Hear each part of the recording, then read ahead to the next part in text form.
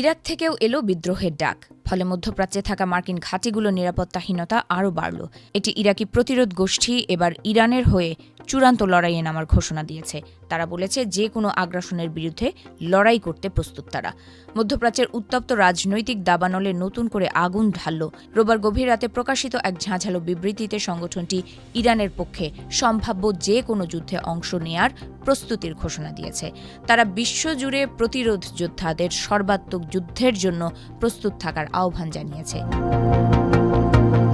তাদের বিবৃতিতে ইরানকে মুসলিম উম্মার জন্য একটি দুর্ভেদ্য দুর্গ ও গর্বের উৎস হিসেবে বর্ণনা করে। সংগঠনটির দাবি, গত 4 দশকের বেশি সময় ধরে ইরান জাতি, বর্ণ বা ধর্মীয় বিভাজন নির্বিশেষে নিপীড়িতদের পাশে দাঁড়িয়ে এসেছে। বর্তমান পরিস্থিতিতে ইরানের বিরুদ্ধে যে হুমকি তৈরি হয়েছে তাকে ইরাকি গোষ্ঠীটি দেখছে একটি বৃহত্তর ষড়যন্ত্রের অংশ হিসেবে, যার লক্ষ্য দেশটিকে পরাধীন করা বা ধ্বংস করা, সেই সঙ্গে বিশ্বব্যাপী নৈতিক মূল্যবোধকে ক্ষতিগ্রস্ত করা। বিবৃতিতে ভ্রান্তি ও ভণ্ডামির শক্তি বলে যাদের আখ্যা দিয়েছে তাদের মধ্যে জায়নিস্ট শক্তি ও স্বৈরশাসকদের কথা উল্লেখ করা হয়েছে। সংগঠনটির ভাষ্য অনুযায়ী এই শক্তিগুলো পশ্চিম এশিয়া অঞ্চলে নিজেদের আধিপত্য কায়েম করতে ইরানের বিরুদ্ধে চাপ বাড়াচ্ছে। এমন পরিস্থিতিতে তারা পূর্ব ও পশ্চিমের মুজাহিদ ভাইদের প্রতি আহ্বান জানিয়েছে যেন তারা ইরানের পূর্ণ সমর্থনে নিজেদের প্রস্তুত রাখে। বিবৃতির সবচেয়ে কড়া অংশে সতর্ক করে বলেছে, ইরানের বিরুদ্ধে কোনো যুদ্ধ সহজ হবে না।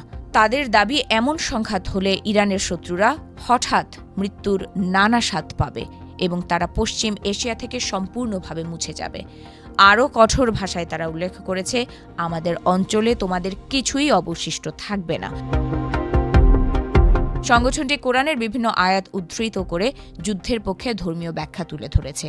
এর পাশাপাশি তারা বলেছে, তাদের দৃষ্টিতে মুক্তির পথ হল বিজয়ের জন্য যুদ্ধ করা অথবা শহীদ হওয়া। এমনকি প্রতিরোধের অংশ হিসেবে আত্মঘাতী অভিযানের সম্ভাবনার কথাও পরোক্ষভাবে উল্লেখ করা হয়েছে। ইরান ও যুক্তরাষ্ট্রের মধ্যে উত্তেজনা বর্তমানে দ্রুতই বাড়ছে। সাম্প্রতিক এক বক্তব্যে যুক্তরাষ্ট্রের প্রেসিডেন্ট ডোনাল্ড ট্রাম্প ইরানের বিরুদ্ধে সামরিক শক্তি ব্যবহারের হুমকি দেন, যা তেহরান সহ আঞ্চলিক বিভিন্ন গোষ্ঠীর মধ্যে তীব্র প্রতিক্রিয়া সৃষ্টি করেছে। এর আগে ইরানের ইসলামিক রেভলিউশনারি গার্ড কোরের উপপ্রধানও হুঁশিয়ারি দিয়ে বলেছিলেন, ইরানের বিরুদ্ধে কোনো আগ্রাসনের জবাব হবে অনুশোচনামূলক এবং কঠোর। বিশ্লেষকদের মতে এই বিবৃতি কেবল একটি সামরিক হুমকি নয়, বরং এটি আঞ্চলিক শক্তিগুলোর মধ্যে চলমান উত্তেজনার প্রতিফলন। ইরান, ইরাক, যুক্তরাষ্ট্র ও তাদের মিত্রদের মধ্যে সম্পর্ক ইতোমধ্যেই স্পর্শকাতর অবস্থায় রয়েছে। এমন পরিস্থিতিতে এ ধরনের বক্তব্য সংঘাতের ঝুঁকি আরও বাড়াতে পারে বলে আশঙ্কা করা হচ্ছে।